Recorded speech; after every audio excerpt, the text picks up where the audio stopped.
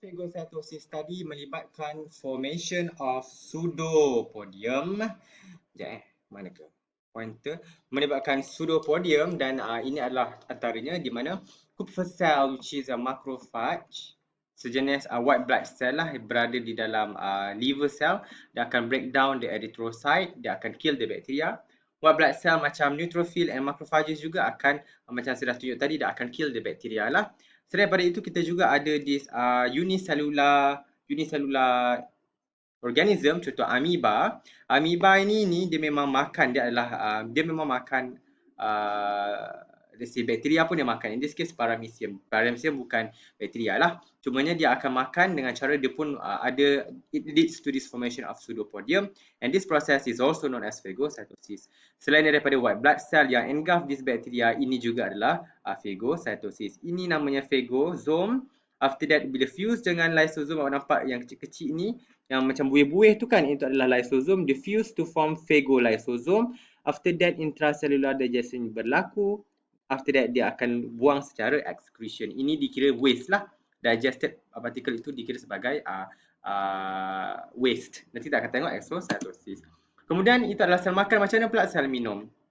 It can be, kalau sel makan dia melibatkan solid particle, tetapi sel juga akan bertemu dengan dissolved substances ataupun solid ataupun liquid form material. Bila liquid form material, tak payahlah nak beria sangat, ada tangan dan sebagainya. Instead, apa yang berlaku, solute tadi memang dia akan, it will come near to the plasma membrane and lead to the invagination of membrane. It leads to this pencerutan. Invagination adalah pencerutan. Invagination of membrane. After that, the membrane akan pinch off to form this vesicle. After that, disebabkan adalah dissolved material, this material akan directly absorb ke dalam sel lah. After that, this vesicle dia akan fuse balik dengan plasma membrane, become balik plasma membrane. Macam tu je cerita dia. Okay, dia akan fuse balik become plasma membrane. Okay. Ini adalah comparison between phagocytosis and pinocytosis. Yang ni awak boleh baca sendiri. Yang saya dah explain dengan panjang lebar sebentar tadi. Contohnya lah differences tadi untuk phagocytosis, ia melibatkan digestion. Tetapi pinocytosis tidak melibatkan digestion sebab dia dah already dissolve, jadi tinggal absorb sajalah. Okay? Dan untuk phagocytosis, dia melibatkan formation of pseudopodia. Pinocytosis tidak melibatkan pseudopodia. Tetapi dua-dua involve invagination of plasma membrane to form vesicle or vacuole. Untuk phagocytosis, the vesicle is known as phagosome. Okay, kalau awak tulis vesicle saja pun betul. Tetapi takut Sima tak terima, awak tulis je phagosome. Lebih tepat. Itu adalah matrix. Kemudian kalau awak tengok tadi, gambar yang saya tunjuk tadi, habis saja let's say phagocytosis, digested bacteria tadi, dia kena dikeluarkan sebab dia bukan adalah part of the cell. Macam mana dia dikeluarkan? Dia dikeluarkan dengan cara vesicle ini pula diffuse pula dengan plasma membrane. Bila diffuse means that the release content, this process is known as exocytosis. Inilah exocytosis. Yang mana it is the process of transporting material ataupun substances out of the cells by the fusion of vesicles or vacuole with plasma membrane. Content dia akan release outside of the cell. Kalau endocytosis tadi, dia content bukan release, dia are inserted into the cell. Kalau exocytosis, dia release out of the cell. Ni termasuklah functional protein seperti enzymes, hormon, tak kisahlah lipid hormon ataupun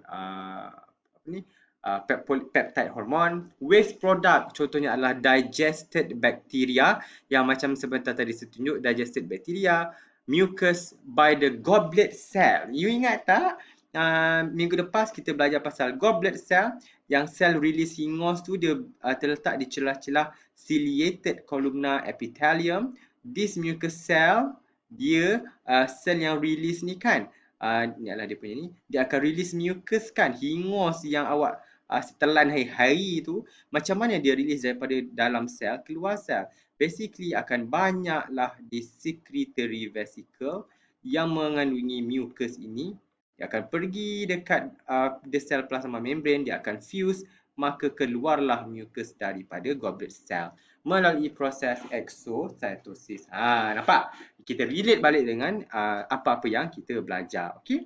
Dan this fusion this process fusion masih memerlukan ATP. It does require ATP. That's why there adalah active transport involve energy. Okay? Dan ini adalah contohnya example secretion of enzyme from pancreatic cells. Hormon juga akan melibatkan secretion. Hormon ni kita produce dalam sel, kita release keluar untuk kita transfer daripada satu organ kepada organ yang lain. Removal of waste product from the cell contohnya adalah digested bacteria. Dan again ini kita relate dengan chapter 2.1 pada minggu lepas. Macam mana protein itu terhasil, akan adanya transcription translation process. Protein dihasilkan ribosom attach kepada ER to form rough ER. Protein akan dihasilkan di dalam rough endoplasmic reticulum. Cuma after that, protein yang dihasilkan masih dalam bentuk primary polypeptide dalam untaian tasbih yang tidak berguna. Sebab dia macam dua saja. Tetapi untuk protein itu function, dia kena dilipat-lipat. Sudah cerita kan? Kena lipat, kena gabung lagi dengan polipeptide yang lain baru menjadi protein yang functional.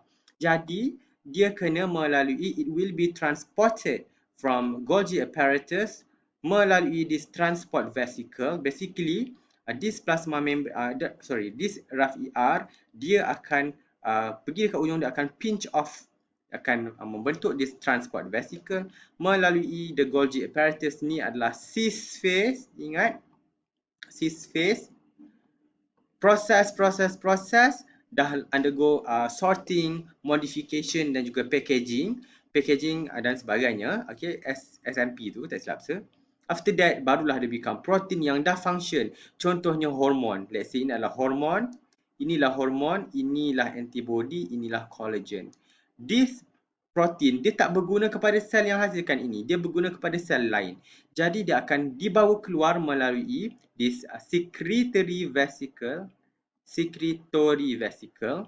Okay, sebab kita nak secrete out of the cell. Secretory vesicle.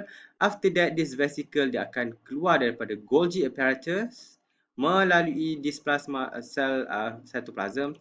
After that, dia akan fuse dengan plasma membrane, maka keluarlah protein itu, which is this one lah. Let's say it can be hormone, it can be hormone, insulin, antibody, collagen dan sebagainya. Semua ini dibawa keluar daripada sel. Dan disebabkan dia dibawa keluar, dia adalah exocytosis. Okay? Ini ada animation yang saya nak tunjuk, endocytosis, exocytosis. Yang ni saya akan letak sekali dalam ni. Kalau endocytosis, apa yang kita boleh katakan adalah molekul dia akan dibawa masuk ke dalam sel. In this case, you tengok large molecule. So, ini adalah phagocytosis. Akan adanya pseudopodium formation. After that, okay, dia nak tunjuk 3 jenis endocytosis, tetapi kita belajar 2 saja. Okay, kalau this one ini adalah phagocytosis. Okay. Ini adalah phagocytosis, dia lead to the formation of phagosome. Okay. Kalau liquid, ni silap kalau liquid, dia tidak akan ada pseudopodium. Tapi itu tadi bukan pseudopodium lah, dia nak tunjuk bahawa liquid tadi menekan the plasma membrane. Now the adanya invagination of the membrane, and then terus akan masuk form this vesicle. Kemudian ada yang ketiga yang kita tak belajar, receptor mediated. Di mana dekat atas sel ada satu lagi protein yang akan bind dengan molekul yang dipanggil receptor. Target molekul akan bind. Yang tak dah belajar, kamu tak belajar lah, just nak tunjuk saja. Bind saja, terus still akan ada invagination of plasma membrane. Okay. Kemudian dia akan still form vesicle lah. Jadi out of syllabus kita tak belajar. Still akan masuk ke dalam sel. So itu adalah endocytosis. Okay, spotted vesicle. How about exocytosis? Kalau exocytosis, dia dibawa keluar daripada sel melalui vesicle yang dipanggil secretory vesicle. Nampak? Secretory vesicle. Apa yang dikatakan secretory? Secret from the word secret, rembes. Rembes kita keluarkan, merembes means kita rembes keluarlah. We remove the liquid or whatever lah daripada the substance. Okay, we rembes kita keluarkan. Secretory vesicle, vesicle perembes. So maksudnya dia akan dibawa ke luar lah. Okay. Yes, itu adalah exocytosis. Okay. Maka dengan habisnya lecture itu, topik exocytosis, maka habislah chapter 2 kita. Okay, thank you for your attention. Now boleh teruskan jawab ada soalan yang telah saya arahkan untuk buatlah. Again, nasihat saya, chapter 2 ini awak jangan ambil mudah kerana dia adalah asas kepada semua chapter-chapter yang mendatang dalam biologi ini. That's why saya sangat menekankan kepentingan ini dan that's why saya pecahkan lecture ni pada 2 minggu. Satu minggu pertama, minggu dua sebab banyak sangat dan kita dapat kata kefahaman yang lebih mendalam. Okay, tolong pay attention, tolong jawab quizzes ataupun anything that I ask you to do supaya dalam untuk kepentingan awak. Apa-apa tak tahu boleh tanya saya. Okay, nanti saya akan drop sekali video-video yang saya tunjuk di dalam lecture tadi supaya awak juga boleh refer sebab video tadi tak ada suara kan. Tapi nanti saya akan letak yang saya dah download, awak tak payah nak cari kat YouTube dah supaya awak boleh terus tengok. Okey, itu adalah cara saya untuk memudahkan awak. Jadi awak memudahkan saya dengan cara you do my works. Okey. Itu saja kelas. Thank you. Assalamualaikum. See you for the next chapter.